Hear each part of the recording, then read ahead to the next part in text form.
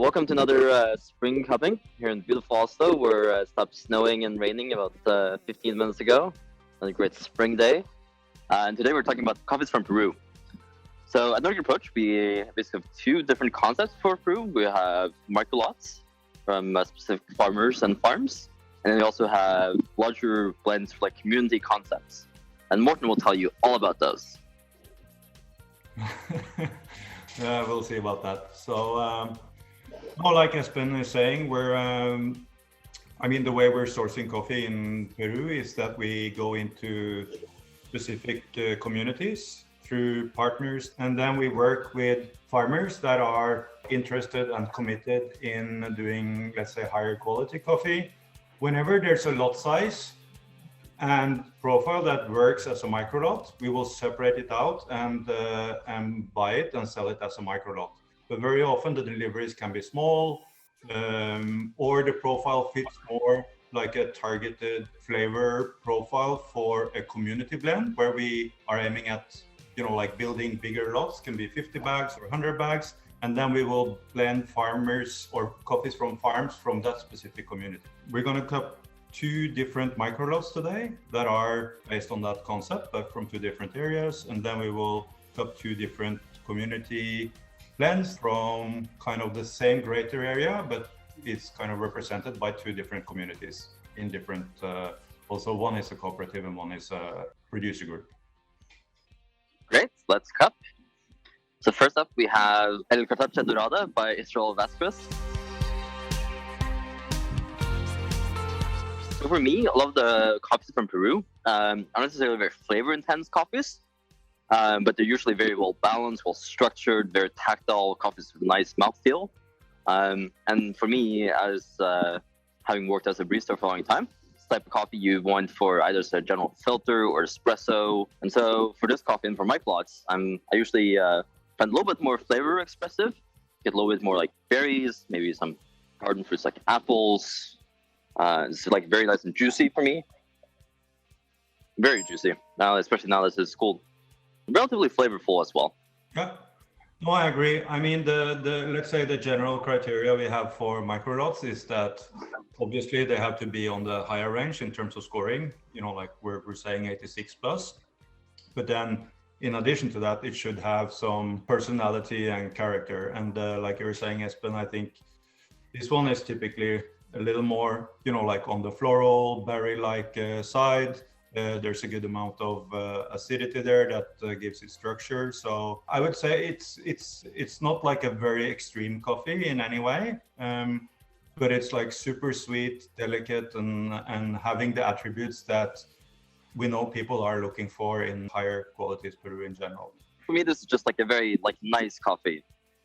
This is something that can be enjoyed by anyone. You bring it to Christmas dinner and grandma will enjoy it, and as well as your coffee loving self. Yeah, I agree. I think this coffee is typically what many of our clients are looking for if they want like a good filter that is, like that have character and personality, but doesn't necessarily, like challenge you that much, which I think is also great sometimes. What I really love about this one in particular, it just has so much great depth and it's very, very juicy, especially now that it's cooling, which is happening rapidly out here in the cold. Yeah. But of course we have, like within a year, we have a range of way more kind of, like, let's say, more outspoken, complex and explicit coffees than this one. So, but within a range, I would say it's, like it's a solid middle ground between the kind of a little boring and sweet and soft coffees and more kind of high acidity driven, very intense coffees. So yeah, perfect middle ground. Sure. Yeah. I'm gonna go fill up my cup with second coffee, which is Rayos del Sol by Percy Pintado.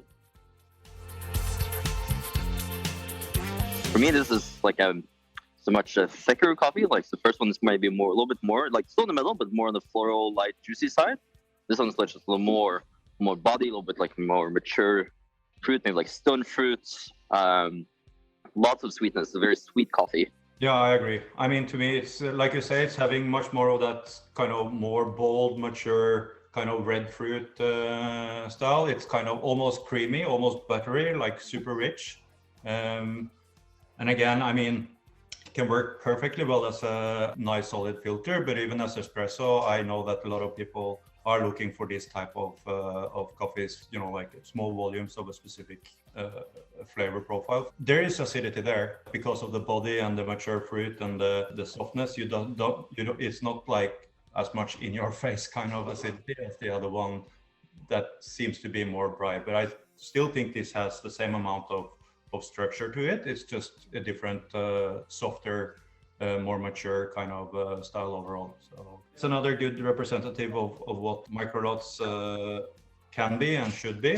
And this is from a place called Maca in San Ignacio, and we have seen so much good coffees from that area. So, and yeah, there's like it's a lot of kind of smaller villages and different elevations and even different microclimates.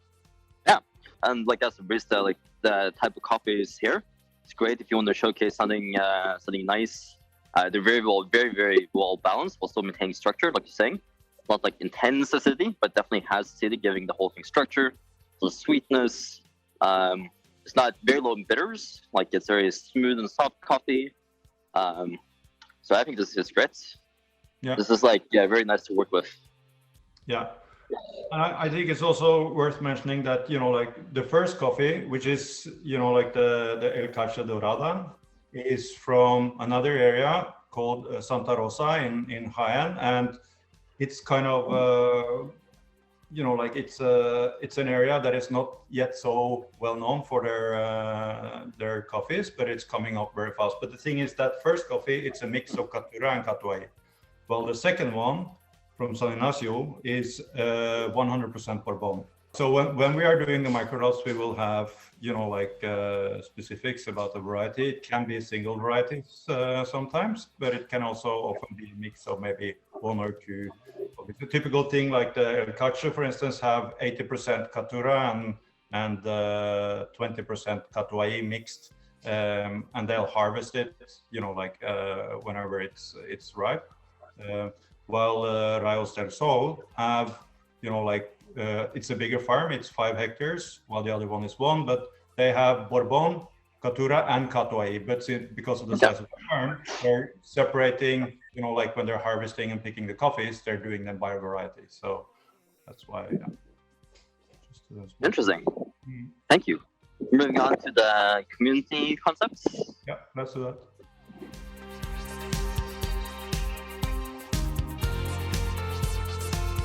Take your time. Just kidding. Yeah, well, if you insist.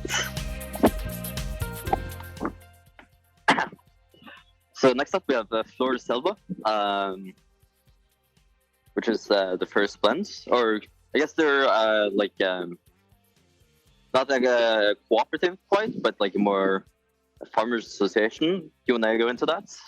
Yeah. So this is a community blend from the village that is called Flor de Segunda. It's in San Ignacio as well. And we work through a private exporter that have a buying program with that specific community. And he's been working there for years. He's also supporting them on different aspects of quality, on processing. And there's also a very good premium program tied up to this. And this is the second year we're buying that community blend, and it's a very consistent flavor profile and quality level there. In this case, it's a blend, but we're also buying microlots from the same producers that are also contributing to the blend. You know, like we're trying to divide it into categories where we're looking for stuff that are a little more floral or richer, more fruity kind of thing. But no matter what, they have to cup at a certain level, which we say is 85 plus. But when the blends are designed and we cup them after some resting, sometimes the blends have been cupping, you know, like better than many of the microlots, 87 plus easily. What kind of flavor profile are you getting from this cup? This to me is a little more on the floral side. Like I said, we're trying to divide them into different categories. So it's kind of for being our community bigger lots, it's more on a lighter, brighter kind of side, more florals, like there's definitely berries there, but it's not the most heavy and rich and heavy bodied coffees, and it wasn't meant to be either. It's good on price, and it can work both as espresso blender or even as a single espresso, but also as a filter. So it's a very multi-purpose coffee, I think. And what I'm also very kind of happy about is that Peru has been known to, have short shelf life to a certain extent because of, humidity kind of levels when coffees are both then contracted and the way the trade works there. But I would say these coffees, they're holding up really well. When you look at things all together, flavor profiles, price points, and shelf life, I'm super happy about that. Definitely agree. For me, Peru are in large part, the all-roundedness of Peru comes from sweetness. Like all the good coffees from Peru I've had are very, very sweet and have good balance. That really makes it a great all-rounder for me. And like you're saying, the shelf life, we're doing production cuppings, and the Perus have actually improved and opened up a lot, much more than I expected them to. But it's this year, so it tasting great lately. This is coffees going up to 2,100 meters.